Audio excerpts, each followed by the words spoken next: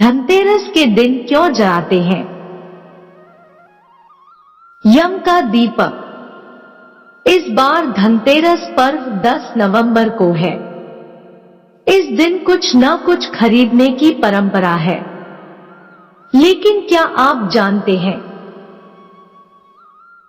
कि इस दिन इस परंपरा के अलावा एक और परंपरा यानी कि यमराज को दीपदान करने का भी निर्वहन किया जाता है।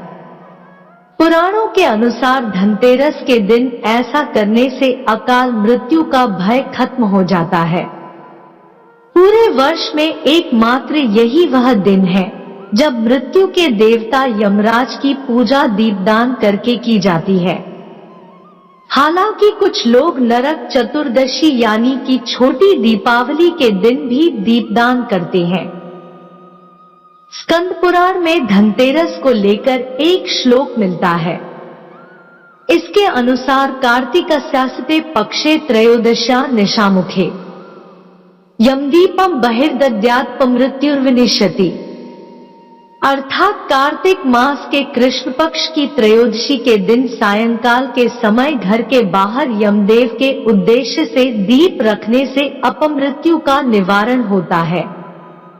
वहीं पद्म पुराण के अनुसार कार्तिकस्यास्ते पक्षे त्रयोदशा तो पावके यमदीपम बहिर्दद्यात्मृत्युर्विनिश्यति, अर्थात कार्तिक मास के कृष्ण पक्ष की त्रयोदशी को घर से बाहर यमराज के लिए दीप देना चाहिए, इससे मृत्यु का नाश होता है। देश के अधिकांश भागों में यम के नाम पर दीपदान की परंपरा है। दीपावली के 2 दिन पूर्व धन्वंतरि त्रयोदशी के सायंकाल मिट्टी का कोरा दीपक लेते हैं। उसमें तिल का तेल डालकर नवीन रुई की बत्ती रखते हैं और फिर उसे प्रकाशित कर दक्षिण की तरह मुंह करके मृत्यु के देवता यम को समर्पित करते हैं। तत्पश्चात इसे दरवाजे के बगल में अनाज की ढेरी पर रख देते हैं। प्रयास यह रहता है कि यह रात भर जलता रहे, बुझे नहीं। क्यों प्रकाशित करते हैं? यह दीपक क्या है? इसका रहस्य इस संबंध में एक रोचक और सुंदर पुराण कथा मिलती है। कहते हैं बहुत पहले हंसराज नामक एक प्रतापी राजा था। एक बार वह अपने मित्रों, सैनिकों और अंगरक्षकों के साथ जंगल में शिकार खेलने गया। संयोग से राजा सबसे बिछुड़कर अकेला रह गया और भटकते हुए एक अन्य राजा हेमराज के राज्य में पहुंच गया। हेमराज ने थकेहारे हंसराज का भव्य स्वागत किया। उसी रात हेमराज के यहाँ पुत्र जन्म हुआ। इस खुशी के अवसर पर हेमराज ने राजकीय उत्सव में सम्मिलित होने के लिए आग्रह के साथ हंसराज को कुछ दिनों के लिए अपने यहाँ रोक लिया। बच्चे के छठवीं के दिन एक विचित्र घटना घटी। पूजा के समय देवी प्रकट हुई और बोली, आज इस शिशु की जो इतनी खुशियां मनाई जा रही है, यह अपने विवाह के चौथे दिन मृत्यु को प्राप्त हो जाएगा। इस भविष्यवाणी से सारे राज्य में शोक छा गया।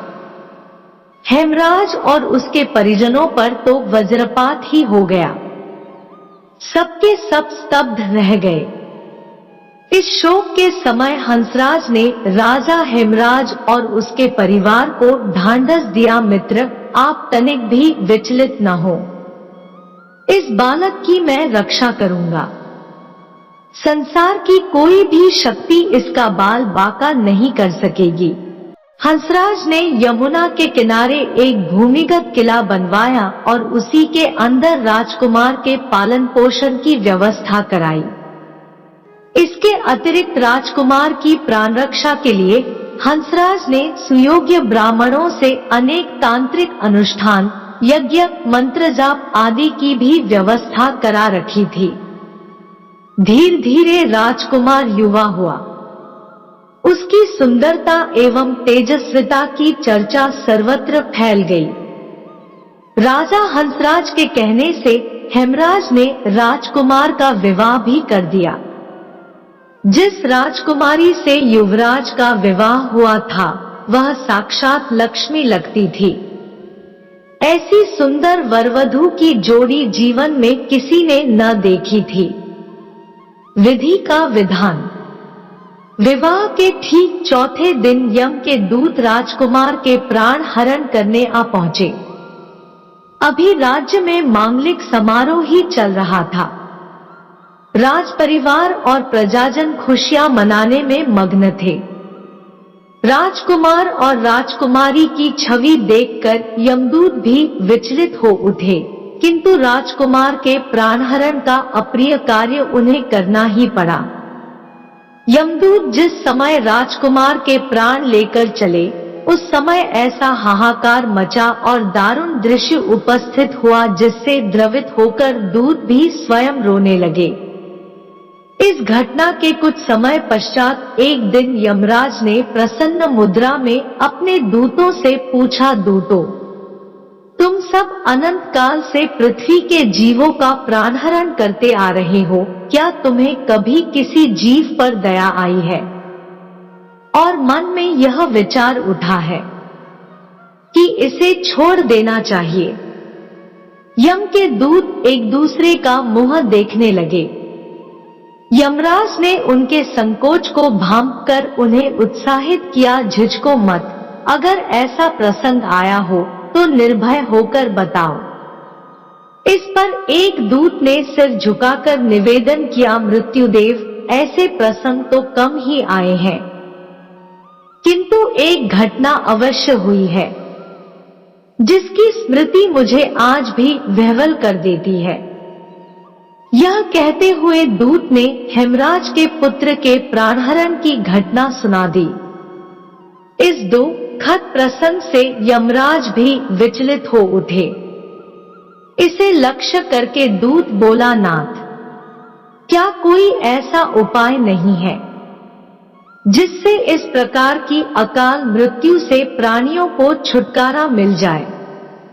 इस पर यमराज ने कहा, जीवन और मृत्यु सृष्टि का अटल नियम है तथा इसे बदला नहीं जा सकता, किंतु धनतेरस को पूरे दिन का व्रत और यमुना में स्नान कर धन्वंतरी और यम का पूजन दर्शन अकाल मृत्यु से बचाव कर सकता है।